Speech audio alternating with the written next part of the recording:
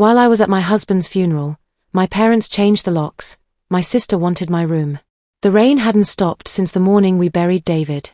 It fell in relentless sheets as I stood at his graveside, holding our twins' small hands while they sobbed for their daddy.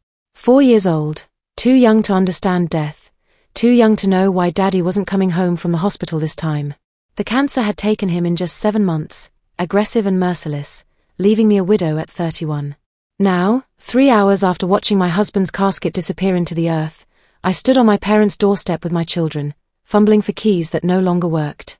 The lock had been changed. The brass gleamed new and mocking in the porch light.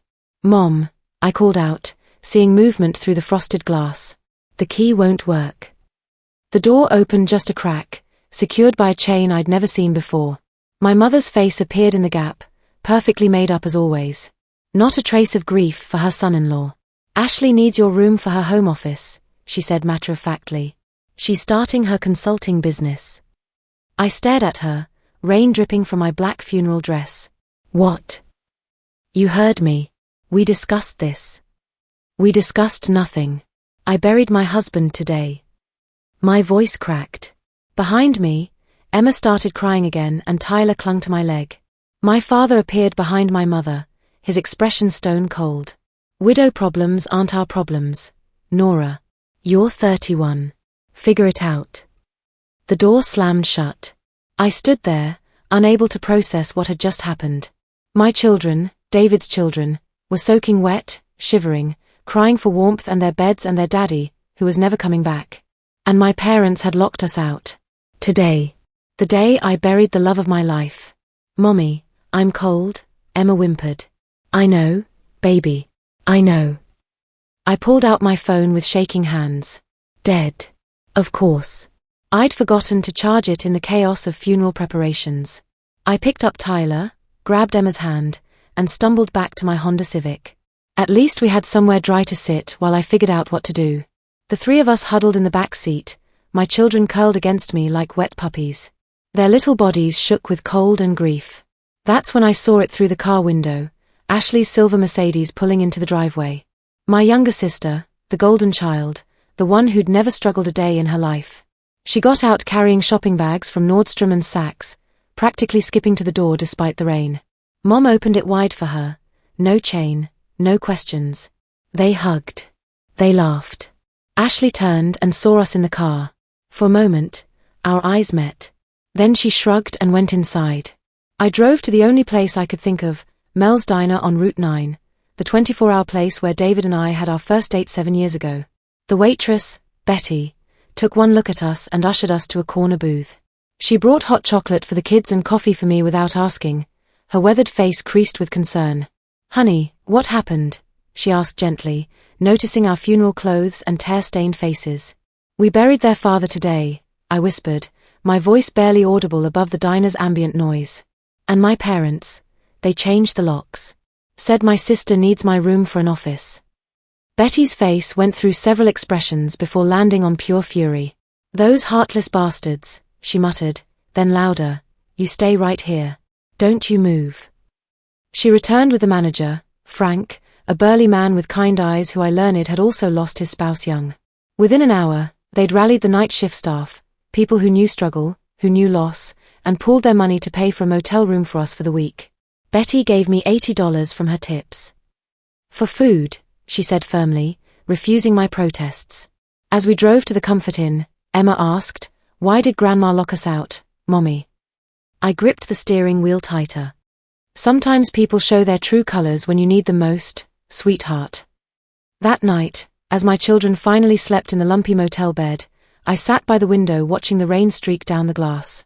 The neon sign outside cast red and blue shadows across the room. I made a promise to David's memory, speaking quietly to his wedding ring that I still wore, "I will rise from this. And when I do, I'll show them exactly what widow problems look like." The next morning, I went to war. First stop, Northwestern Mutual, David's life insurance company. He'd been meticulous about paperwork, even as cancer ravaged his body. The policy was worth more than I'd realized, $750,000. He'd increased it after the diagnosis, pouring every penny he could into securing our future. Second stop, Legal Aid Society of Springfield. Turns out illegally evicting someone, especially with minor children, especially on the day of a funeral, that was criminal. The lawyer, Janet Morrison, took my case pro bono after hearing the story, her own eyes blazing with righteous anger. "We'll make them pay," she promised. Third stop, my childhood home on Maple Street, this time with a police escort. My mother's face when she saw Officers Rodriguez and Thompson was almost worth everything. "What is this?" she sputtered, her perfect composure finally cracking. "Illegal eviction," Officer Rodriguez said calmly. "Your daughter has established residency here. You can't just change the locks, especially with minor children involved." I retrieved our belongings while my parents watched, fuming. Ashley stood in the doorway of what had been my room, now painted sage green instead of the soft blue I'd chosen. My furniture was already replaced with her sleek office setup, a glass desk, ergonomic chair, and motivational posters about crushing your goals. "This is ridiculous," she said, not even having the decency to look embarrassed. "I have clients coming tomorrow." "Should have thought of that before you stole a widow's room," I replied, grabbing my children's toys and David's pictures and clothes. "You're being dramatic," Mom hissed. "We did you a favor. You need to learn independence." I stopped and looked at her. Really looked at her. I just watched my husband die slowly for 7 months.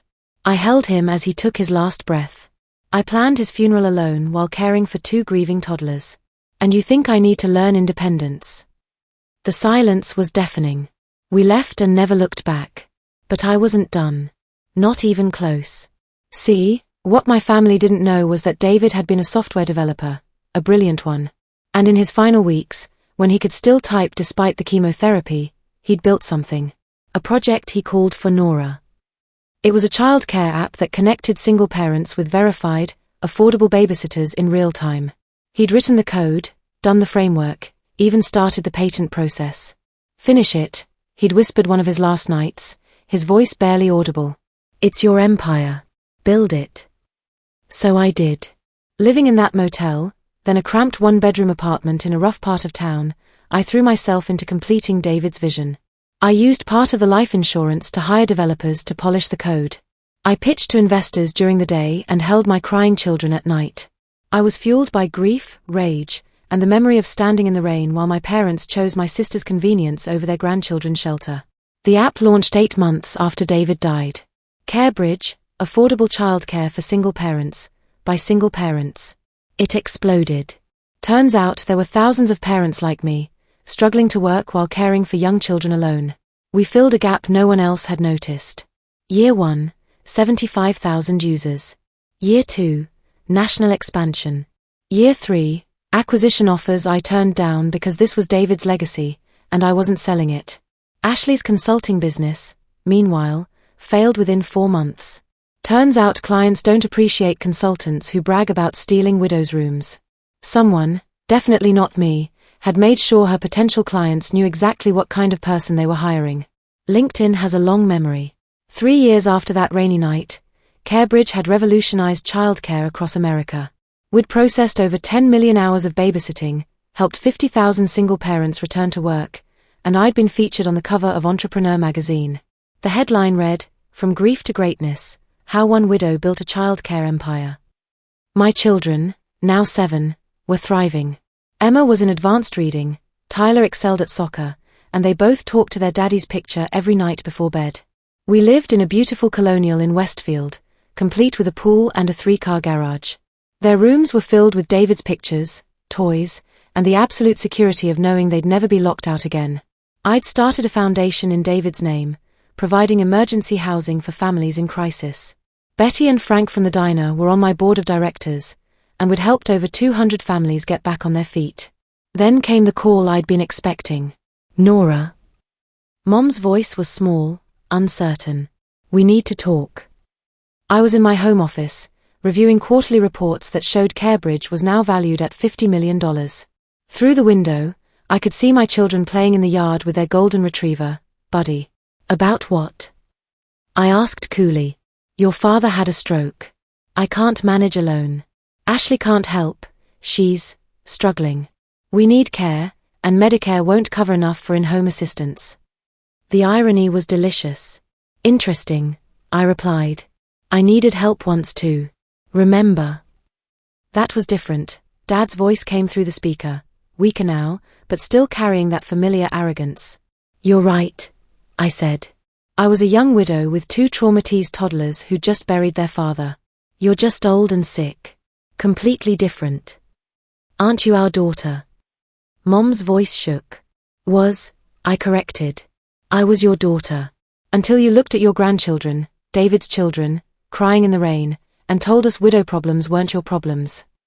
I suggested we meet at Chez Laurent, the upscale French restaurant downtown. Neutral territory. I brought the children, now confident and happy despite their early loss. We sat across from the people who'd locked us out on the worst day of our lives. We need help, Mom said without preamble, her designer clothes unable to hide how much she'd aged. I needed help once too, I reminded her. Dad leaned forward, his left hand trembling slightly from the stroke. We made a mistake. We're sorry. Sorry. I laughed, but there was no humor in it. You were sorry when you realized I'd become successful. Where was sorry when your grandchildren were homeless? Ashley arrived 20 minutes late, sliding into the booth with desperation written across her face. The designer clothes were gone, replaced by Target knockoffs. The confidence had evaporated too, leaving behind a hollow version of the sister who'd once stolen my room. Nora, please, she started, her voice breaking. I know we messed up, but... I need your office space back, I interrupted sweetly. She looked confused. What office space? The room you took. I bought the house when Mom and Dad defaulted on their mortgage. Turns out widow problems became real problems pretty quickly.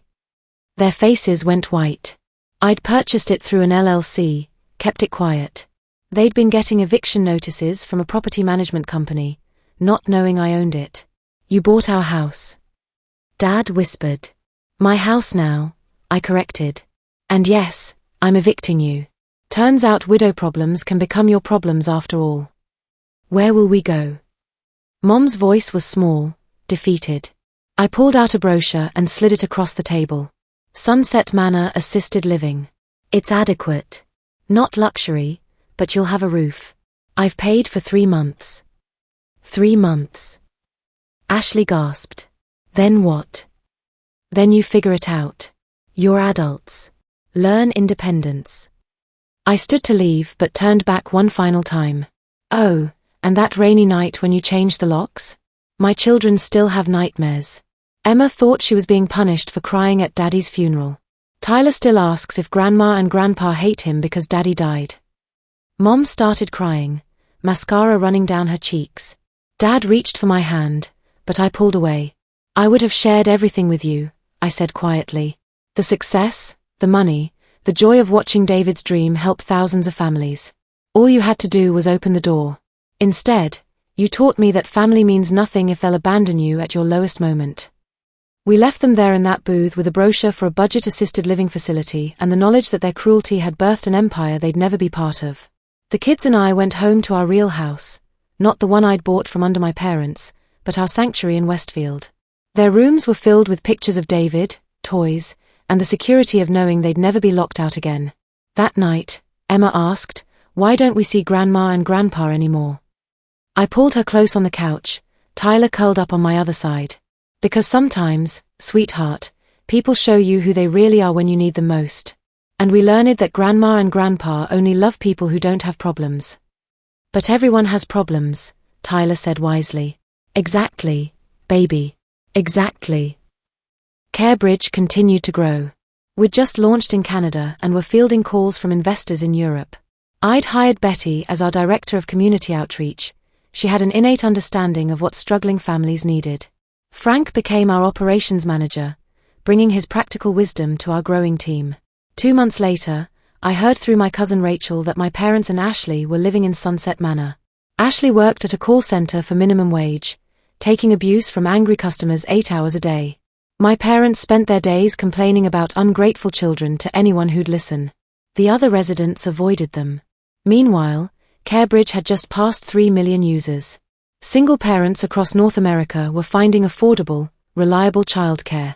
David's legacy lived on, helping families stay afloat during their darkest times. I thought about that night often, standing in the rain, my children crying, my parents choosing cruelty over compassion. It should have broken me.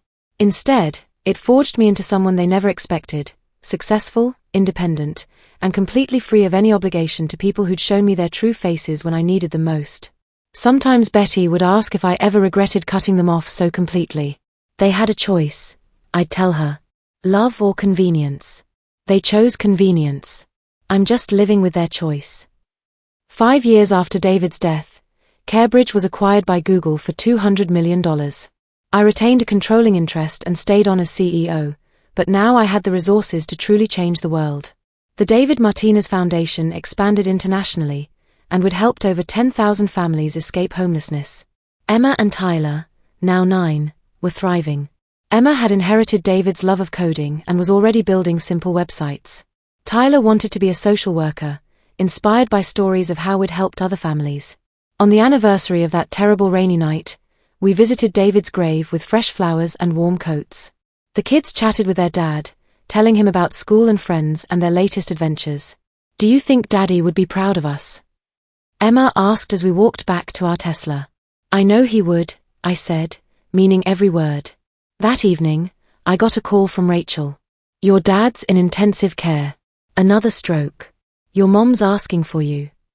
I looked around our living room, family pictures everywhere, homework scattered on the coffee table, Buddy sleeping by the fireplace. This was my family now. The one I'd built from ashes and determination. "I'm sorry to hear that," I said sincerely. "But they made their choice 5 years ago." "Nora, they're your parents." "No," I corrected gently. "Parents don't lock their grandchildren out in the rain on the day their son-in-law is buried. Parents don't choose favorites over family. Parents don't abandon their children when they're at their lowest point."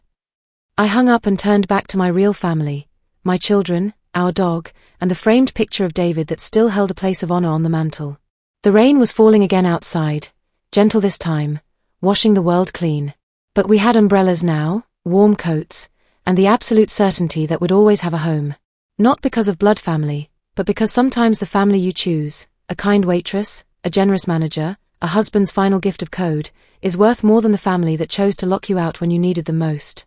And somewhere in room 247 at Sunset Manor, my parents were learning what it felt like to need help and have doors slammed in their faces. The only difference was I'd shown them more mercy than they'd shown me. 3 months of shelter instead of one cold, rainy night. But that was more than they'd given their own grandchildren on the darkest day of our lives.